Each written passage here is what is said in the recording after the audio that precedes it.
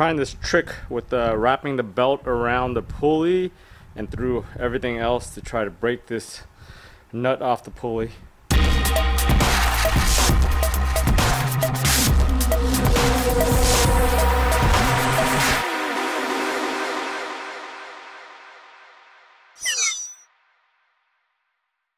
Hey guys, welcome back to the channel. So if you guys have been following me on my Sport Cross project, I needed to do some major maintenance on this car since I don't think anybody's ever done maintenance like the timing belt, the water pump, and all the stuff up top here because it's got a bunch of major oil leaks. So if you saw some of my recent video, I've introduced you guys to all the parts. I pressure cleaned all the oil and gunk off the underside of the car, the whole side of the engine on both sides, just to get that stuff out of the way so I don't have to deal with it when I'm doing this timing belt service.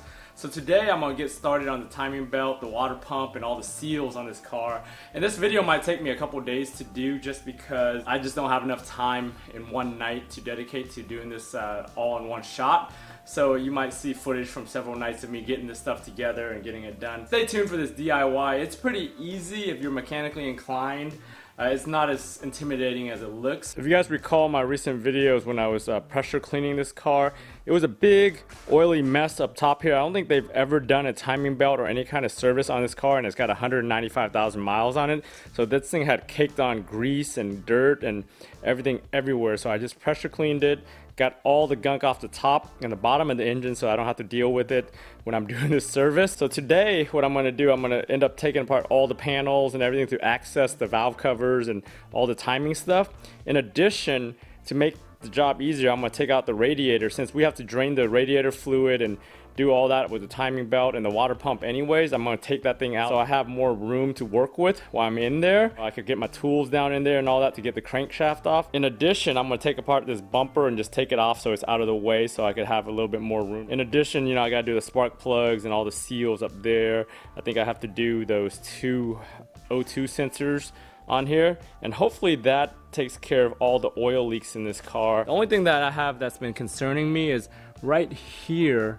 I noticed even after I pressure cleaned it and drove it, there's like some oil in there. This seems like a common problem because I recall on my IS that somebody had that problem. The whole theory was that it was leaking oil and somehow oil was leaking down or from the side, especially under pressure when you're driving the car. So hopefully when I change all the seals, corrects that issue and it's not something major or underlying on the head or anything like that, because you know, last thing I want to do is deal with that crap.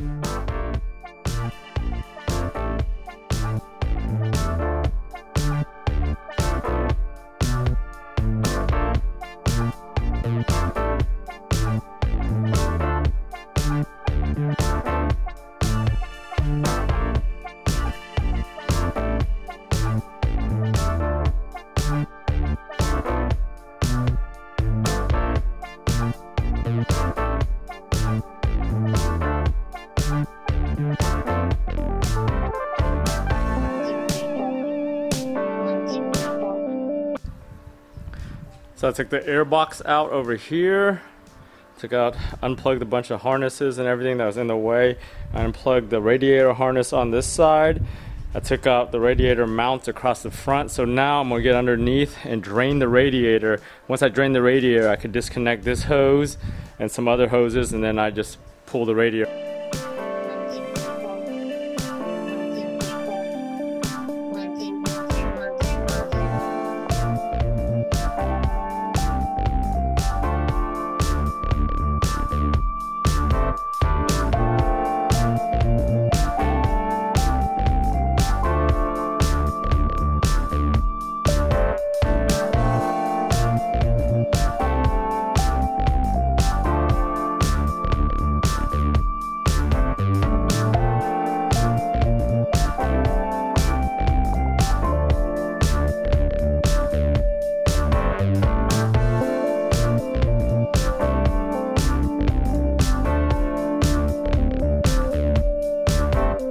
So after I drained the radiator, I had to disconnect the automatic transmission fluid lines. So what I did is I just unplugged both of them and I stuck a suspension bolt into both of the ends so I don't leak any fluid. And then I just put a piece of tubing into the other end on the radiator side, so I don't lose any fluid on that side either, and I won't make a big old mess. And I just have a little screw in there just to plug it for now, so that works pretty well. I use the factory clip there just to get it back on there so it wouldn't leak any more out. You lose a couple drops of fluid, but it's better than losing too much.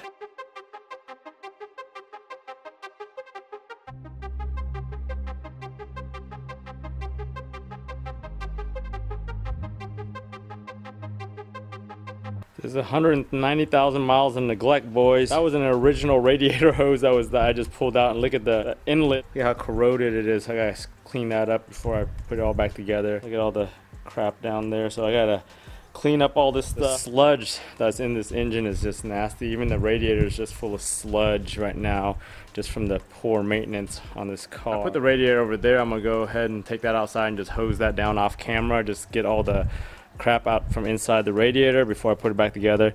Since this thing's apart, you probably want to blow some compressed air if you have compressed air back here, just to get all the leaves and crap in your condenser, your AC condenser. And don't make the mistake of unplugging that AC condenser. I saw some guys on some of the forums accidentally unplug that. They least all their refrigerant out of here, so just be careful with that, guys. So the next thing I'm gonna do, I'm gonna start disassembling the drive belt assembly and everything. So you gotta take apart all this stuff. The factory manual has you taking apart the bracket and then moving the power steering pump over. I think that's an optional thing. You can do this thing without removing that. Removing that gives you easier access to the timing belt cover bolts, but you could finagle your way back there to get that bolt if it's still there. I think this one, it might be missing for some reason. Right there, you can see it's missing.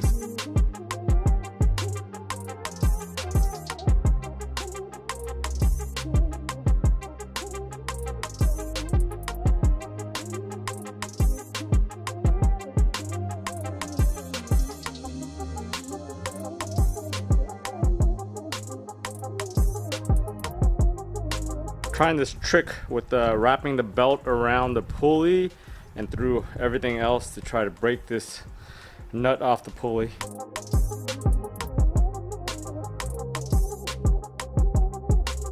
So the belt trick worked like a charm. I was able to loosen it with just that long ass breaker bar that I've got, which was really just my jack bar right there. But anyway, yeah, all you do is take it off the water pump pulley, wrap it around there, wrap it around here, and then the belt just loops onto itself. When you try to loosen it, the belt actually tightens on itself and creates the friction to hold the pulley so you can actually break that nut. So that was pretty easy.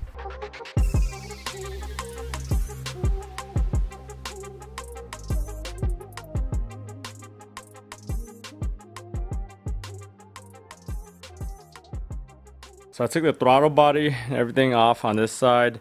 Ended up taking all this stuff out over here, all the way back there, so I could take this whole thing off and then service the valve cover gaskets, change the spark plugs in here, clean up everything. It looks like somebody had taken a lot of this stuff apart at one point in time, so maybe they did do some maintenance at some point in time on this car. There was a bunch of bolts missing and some rig clips and clamps and stuff that I saw. At least somebody worked on it.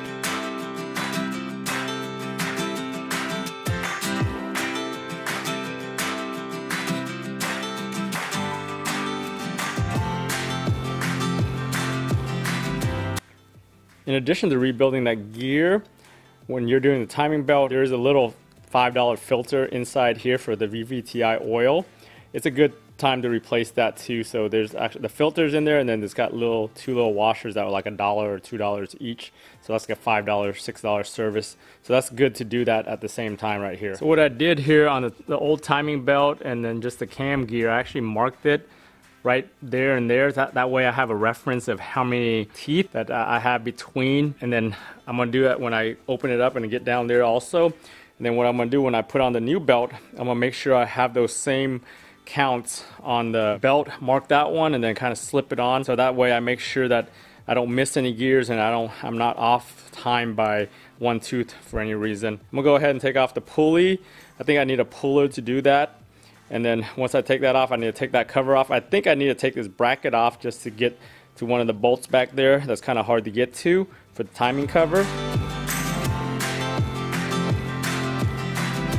So So before we start, we gotta get the right tools in place to actually pull out the pulley. So I've got this puller kit that I got from Harbor Freight a long time. It's the first time I've ever actually used this thing. You need that. It comes with bolts, but I think most of those bolts are not metric, so you have to get yourself some metric bolts. So these are basically just 12 millimeter headed bolts. I don't know what the M size is on them. They might be what, like an M6 or an M8 maybe. I had one OEM bolt from Honda, and then it looks like another just a Home Depot bolt right there. So those are only two bolts that I had that were the right length. Pulley harmonic balancer has two threaded holes, so they fit perfectly on that. And so you just line up your pulley over here.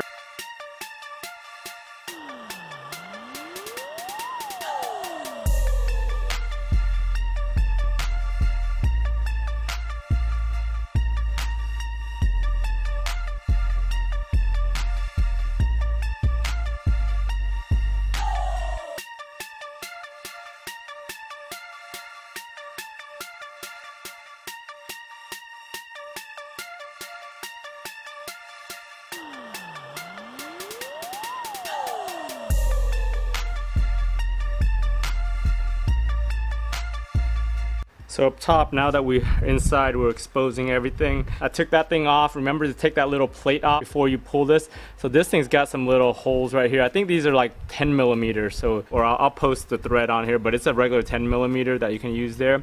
And here's the tensioner. So you got to release the tensioner, and you have to go down to the bottom and release that. So I'll go ahead and do that now. So you got two bolts on the alternator. You got this bolt right here that holds the alternator. It passes through the water pump, and you got another bolt over here for the wire harness. So I got to take those out. At that point, I could just take apart all the 12 millimeters. I think there is some 10 millimeters too. Don't take those off, because that separates the front half of the water pump from the rear half of the water pump. And if you buy the Aisin, it comes assembled already. I know some of the aftermarket ones, you have to assemble it yourself, or you reuse the old one, and then you have to get a gasket for that. But the Aisin one's already complete.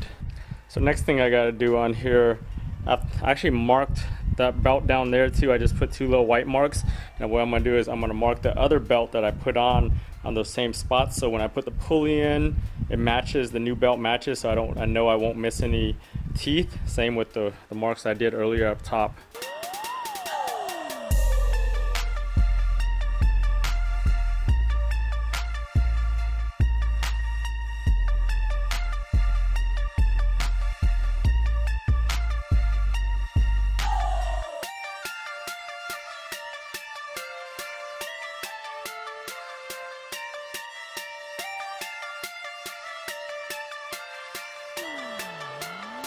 So we got the cover out, the pulley out, and then the pulley off the water pump out. The pulley off the water pump is a bunch of 10 millimeters. They're not on that tight. That's probably something you want to loosen when the belt is still on there, because it's pretty easy to loosen when the Serpentine belt is on there, so you want to do that early. The harmonic balancer and pulley is right there. It's got a little bit of wear on the back just from rubbing against the plastic up there, and then this big old oily mess. I think it's from the valve and the VVTi really dripping down, because you see the oil is coming down from the top. It's probably leaking from the main seal, but just the valves, looks like that's what's causing the major leak on here.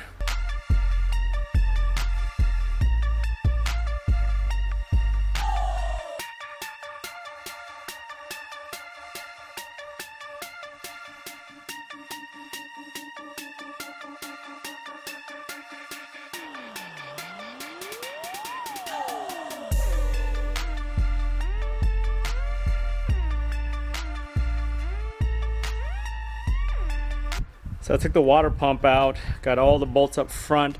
I didn't know about those two bolts back there, so there's two studs off the water pump that go into that pipe. So I took everything out. I decided to take the alternator out just because of all this caked on grease.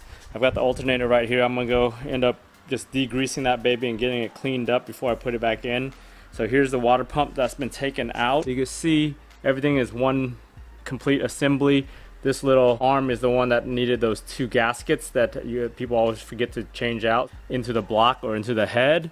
And then you got to transfer your hose, or the bottom hose, radiator hose. Other than that, the new one is a complete assembly, front and back, so you don't have to worry about assembling it. I know there's some aftermarket ones like the Gates ones and stuff that it comes with the front half. Actually, you might use your stock rear half and then you only change the front half. I don't know, it must be a little cheaper, but I don't think it's worth the trouble because you gotta put all the sealant and all that, the form in place gasket and all that, kind of like the old with the Honda water pumps, if you ever did a Honda water pump. So here's the eyelid pulley, which is a Koyo brand, and then the NTN tensioner right there. So those are both OEM parts, the same ones that I'm putting back in. Other than that, I'm just gonna get everything cleaned up now, and then I'm gonna have to pull the lower gear out so I can change the main seal on here too while I'm at it. So I'm gonna show you guys this before I actually take it out. So you need the puller to get it out. In order to get the puller out, you need this long ass 10mm bolt. So I didn't have anything. Luckily, I had 2 screws that had the right thread. This was off of like a butterfly thingy for the sealing. And then you gotta remember to take this guy out first. So this guy is like on the side. It keeps the thing from accidentally coming out, so it's kind of a guard. And the engine bay is right here. So remember to take that out first and then remove. So now I'll show you how I removed it.